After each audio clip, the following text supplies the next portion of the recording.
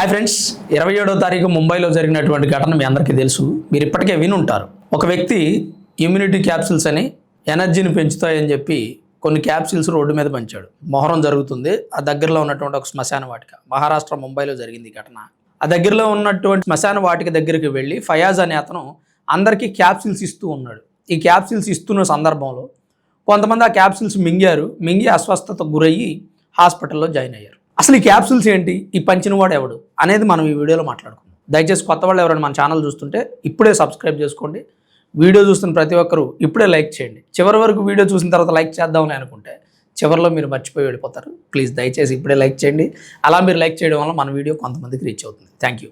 అయితే ఫయాజ్ అనే వ్యక్తి ఈ క్యాప్సూల్స్ పంచుతున్నాడు కదా మొహరం జరుగుతున్న సందర్భంలో.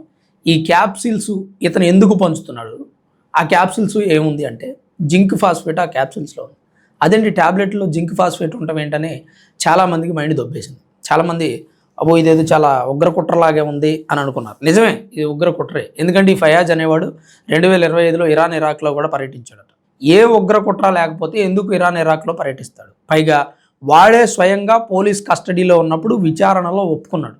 15,000 మందిని చంపడం నా టార్గెట్ అని. 15,900 క్యాప్సిల్స్ని పోలీసులు హ్యాండ్ ఓవర్ చేసుకున్నారు. వీడేం చేస్తున్నాడంటే 50 కేజీల జింక్ ఫాస్ఫేట్ని 30,000 క్యాప్సిల్స్ని వీడు ఆర్డర్ పెట్టుకున్నాడు ఆన్లైన్లో. ఈ పెట్టుకున్నటువంటి ఈ క్యాప్సిల్స్లో మరి అవి ఎంటీ క్యాప్సిల్సా లేదా వాటిలో ఆల్రెడీ డ్రగ్ ఉంటే దాన్ని కింద పడేసి ఈ జింక్ ఫాస్ఫేట్ నింపాడు. జింక్ ఫాస్ఫేట్ అంటే మీకు చాలామందికి ఐడియా ఉంటుంది. ఎలుకల మందు తయారు చేయడంలో దాన్ని వాడతారు. దానికి మళ్ళీ విరుగుడు కూడా ఉండదు. ఒకవేళ తినేశారనుకో అవుట్ ఇక కథం బోల్రే. కానీ ఇతను పన్నినటువంటి పన్నాగం బట్టబయలేదు. 11 మంది అస్వస్థతకు గురవడం, వాడు ఈ ఇమ్యూనిటీ క్యాప్సిల్స్ అని ఇస్తున్నప్పుడు, ఐరన్ విటమిన్ ట్యాబ్లెట్లని అందరికీ పంచుతున్నప్పుడు దయచేసి జాగ్రత్తగా గమనించండి. మీరు ఎక్కడైనా ఏదైనా ఒక కార్యక్రమంలో లేదంటే ఒక సంబరంలో లేదంటే ఒక ప్రోగ్రాంలో లేదా ఇంకేదైనా ఉత్సవంలో ఉన్నప్పుడు ఎవడైనా అక్కడికి వచ్చి క్యాప్సిల్స్ ఇస్తాం, ట్యాబ్లెట్స్ ఇస్తాం, వేసుకోండి, ఇవి ఎనర్జీకి మంచిదంటే ఎవ్వరూ కూడా కంగారు పడి తీసుకోవద్దండి. అన్ఎడ్యుకేటెడ్ అయితే జాగ్రత్తగా ఉండండి. ఎడ్యుకేటెడ్ అయితే మరి కొంతమందికి ఈ విషయాన్ని చెప్పండి. చాలా పెద్ద ప్రమాదం నుంచి ఈరోజు దేశం బయటపడింది. పరిస్థితి ఎలా ఉండేదో ఒకసారి ఊహించండి. ఇప్పుడు ఈ ఫయాజ్ అనేవాడిని ఒక మహిళ గుర్తించింది, వాడు ఇస్తున్న ట్యాబ్లెట్లను ఐడెంటిఫై చేసింది, పోలీసులకు ఇన్ఫర్మేషన్ ఇచ్చింది కాబట్టి సరిపోయింది. ఈ జరిగినటువంటి ఉదాంతంలో ఆ మహిళను తీసేసి ఈ స్టోరీని చూడండి. ఊహిస్తేనే భయంకరంగా. వాడు అనుకున్నట్టుగా 15,000 మందికి ఆ క్యాప్సిల్స్ని పంచేవాడు. వాడు టార్గెట్ రీచ్ అయ్యేవాడు. 15,000 మందిలో ఎంతమంది వద్దులే, మనం అంత దారుణమైనటువంటి సిచ్యువేషన్ మనం ఫేస్ చేయాల్సి వచ్చేది ఈరోజు ఇండియా. సో వీడు పంచుతున్న క్యాప్సిల్స్ని ఒక ఆవిడ ఐడెంటిఫై చేసింది, పోలీసులకు ఇన్ఫర్మేషన్ ఇచ్చింది కదా. పోలీసులు వాడిని హ్యాండ్ ఓవర్ చేసుకునే టైంకే వాడు 100 క్యాప్సిల్స్ పంచేసాడు. 11 మంది తినేశారు కూడా. తినేసి హాస్పిటల్లో పాలయ్యారు. వీడిని కస్టడీలోకి తీసుకుని ఎంక్వైరీ చేస్తే వీడి టార్గెట్ అదేని చెప్పాడు. పైగా వీడు BBA గ్రాడ్యుయేట్. అంటే ఇక్కడ ఎడ్యుకేటెడ్ పర్సన్స్ అందరినీ కూడా ఉగ్రవాదులు అడాప్ట్ చేసుకుంది. కాస్త గమనించండి. ఉగ్రవాదులకు సపోర్ట్ చేస్తున్న ప్రతి ఒక్కడు కూడా నా దృష్టిలో ఉగ్రవాదే. నేను ఈ మాట అంటున్నానని చాలామంది ఫీల్ అవ్వచ్చు. నేను నా వీడియోకి ఒకడు ఏదో కామెంట్ పెట్టాడు, నేను ఫీల్ అవ్వట్లేదు. కానీ క్యాజువల్గా అతను పెట్టినటువంటి కామెంట్ గురించి మీకు చెప్పాలి కాబట్టి చెప్తున్నా. షోయబ్ అఖ్తర్ అన్నయ్య అంత్యక్రియల్లో LTE అంటే లష్కర్ తోయిబాకి సంబంధించినటువంటి ఉగ్రవాదులు, మోస్ట్ వాంటెడ్ ఉగ్రవాదులు అందరూ కూడా అక్కడ ఉన్నారు అని చెప్పి నేను ఒక వీడియో చేస్తే దాని కింద ఒకటి కామెంట్ పెట్టాడు. ఎక్కడో పాకిస్తాన్లో ఉగ్రవాదులు ఉంటే నీకేంట్రా అని పెట్టాడు. పాకిస్తాన్లో తయారైన ఉగ్రవాదులేరా బాబు మన దేశంలోకి చొరబడి మనల్ని చంపేది? పాకిస్తాన్లో తయారైన ఉగ్రవాద సంస్థలేరా బాబు ప్రపంచం అంతా ఉంది. కనీసం చదువుకున్నావా నువ్వు? చదువు ఉంటే నీకు నేను ఈ మాట చెప్తే అర్థమవుతుంది. చదువు లేకపోయినా జ్ఞానం ఉండాలి, ధర్మం తెలిసి ఉండాలి. ఇంకో అంశం ఏంటంటే చదువుకి జ్ఞానానికి సంబంధం లేదు. ఎక్కడో పాకిస్తాన్లో ఉగ్రవాదులు ఉంటే నీకేంట్రా బాబు అంటున్నాడు వాడు. అంటే పాకిస్తాన్లో ఉగ్రవాదులు ఉండి భారత్లో ఏం చేసినా వాడికి సంబంధం లేదు, అవసరం లేదు. అంటే నేను అంటుంది అతన్ని కామెంట్ పెట్టొద్దని నేను చెప్పట్లా, లేదా అతని ఉద్దేశం మాతో పంచుకోవద్దని నేను చెప్పట్లా. కానీ దేశానికి ప్రమాదం పొంచి ఉంది అనే అంశంలో కూడా ఎందుకు ఇంత నిర్లక్ష్యంగా వ్యవహరిస్తున్నారు? ఉగ్రవాదులను పెంచి పోషిస్తున్న పాకిస్తాన్, ఉగ్రవాద సంస్థలతో మాకు సంబంధమే లేదని చెప్పారు పాకిస్తాన్ వాళ్ళు. వాళ్ళ ప్రభుత్వం కూడా అదే చెప్పింది. మరి వాళ్ళ ఒక సెలబ్రిటీ ఇంట్లో క్రిమేషన్స్కి వీళ్ళు ఎలా వచ్చారు ఉగ్రవాదులు? దీనికి సంబంధం లేదని చెప్తున్న వ్యక్తుల పరిస్థితి ఏంటి?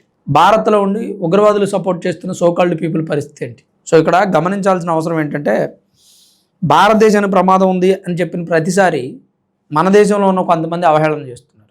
సరే, అది సపరేట్ టాపిక్లే, కానీ లష్కర్ తోయిబాది దాని గురించి నేను మరొక వీడియోలో మీతో మాట్లాడతాను. ఇప్పుడు ఈ ఫయాజ్ అనేవాడు ఇంత పెద్ద కుట్ర పన్ని భారతీయులను చంపాలని ప్రయత్నం చేశాడు. మొహర్రం పండగలో అచ్చం ముస్లిమ్సే ఉండరు, అచ్చం హిందువులే ఉండరు. మొహర్రం పండగని పీర్ల పండగ అంటారు, హిందువులు కూడా సెలబ్రేట్ చేసుకుంటారు. అంటే వీటి టార్గెట్ ఏంటి? హిందువుల, సియా ముస్లిమ్సా, సున్నీ ముస్లిమ్సా, ఎవడనేది కాదు, భారతీయులు చచ్చిపోవాలంతే.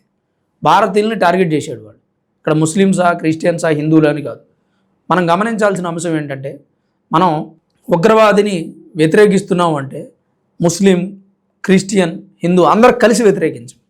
ఒక్కడు మాత్రమే వ్యతిరేకిస్తే ఏమవుతుందంటే, ముస్లిమ్స్ ఉగ్రవాదులకు సపోర్ట్ చేస్తున్నారేమో అని అనుమానం వస్తుంది, క్రైస్తవులు ఉగ్రవాదులకు సపోర్ట్ చేస్తున్నారేమో అని అనుమానం వస్తుంది. సో గమనించండి, నిన్న జరిగిన దాంట్లో నాకు అర్థమైంది ఏంటంటే, భారతీయులను చంపడం టార్గెట్, అది ఏ మతమైనా కానీ. సో ఇది గురు జరుగుతున్నటువంటి కుట్ర. ఇలాంటి కుట్రను భగ్నం చేయాలంటే దేశ ప్రజలందరూ ఒకే తాటి మీద ఉండాలి, ఒకే విధంగా నడవాలి. ఇలాంటి ఒక టెర్రరిస్ట్ని పోలీసులు పట్టుకున్నారు అంటే పోలీసులు అలర్ట్గా ఉన్నారని చెప్పుకోవచ్చు. ఒక మహిళ గమనించింది అంటే ఆ గమనించిన మహిళ కూడా ముస్లిమే. అందరి మీద కుట్ర జరుగుతుంది, ఒక్కరి మీద మాత్రమే కాదు. దయచేసి గమనించండి, జాగ్రత్త పడండి. ఇలాంటి బహిరంగ ప్రదేశాల్లో ఏదైనా కార్యక్రమాలు జరిగితే దయచేసి ఎవ్వడే అయినా క్యాప్సూల్స్ ఇస్తా అంటే తీసుకోవద్దండి. ఫ్రీ డిస్ట్రిబ్యూషన్ అంటే కంగారు పడి వెళ్ళిపోవద్దు. ఫ్రీ డిస్ట్రిబ్యూషన్కి మన ఇండియన్సే అట్రాక్ట్ అవుతాం చాలామంది అనుకుంటారు. మన ఇండియన్సే కాదండి, బయట దేశాల్లో కూడా చాలామంది ఉచితమనగానే ఎగబడిపోతూ ఉంటారు. అది ఏంటనేది ఒకసారి తెలుసుకున్న తర్వాత, మీరు ఉచితంగా ఇస్తే తీసుకోవద్దని నేను అన్నాం, కానీ అదేంటనేది ఫస్ట్ తెలుసుకోండి, దాని గురించి ఎంక్వైరీ చేయండి. ఫుడ్ అయితే దయచేసి ఫుడ్ ఉచితంగా ఇస్తాను అంటే ఏది అనాథల గురించి కాదండి. అనాథలకు ఎవరైనా ఫుడ్ ఇస్తాను అంటే జాగ్రత్తగా అనాథాశ్రమాల్లో లేదంటే ఇంకెక్కడైనా ఏదైనా కార్యక్రమాలు ఇస్తానంటే ఎంకరేజ్ చేయండి. కానీ ఒక బహిరంగ ప్రదేశాల్లో వచ్చేసి ఫుడ్, మెడిసిన్ మేము డిస్ట్రిబ్యూట్ చేస్తున్నాం ఫ్రీగా అంటే మాత్రం కంగారు పడొద్దు. 1-2 సార్లు ఆలోచించి నిర్ణయం తీసుకోండి. ఎడ్యుకేటెడ్ పీపుల్ కూడా గబాలను వెళ్ళిపోయి తీసుకునే ప్రయత్నం చేస్తున్నారు.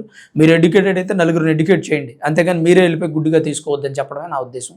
మరి ఫయాజ్ చేసినటువంటి ఉగ్ర కుట్రను భగ్నం చేసిన పోలీసుల గురించి మీ అభిప్రాయం ఏంటి? మీరేమనుకున్నారని తప్పకుండా కామెంట్ రూపంలో రాయండి. వీడియోని చివరి వరకు చూసిన మీ అందరికీ పేరు పేరున ప్రత్యేకించి ధన్యవాదాలు. Thank you.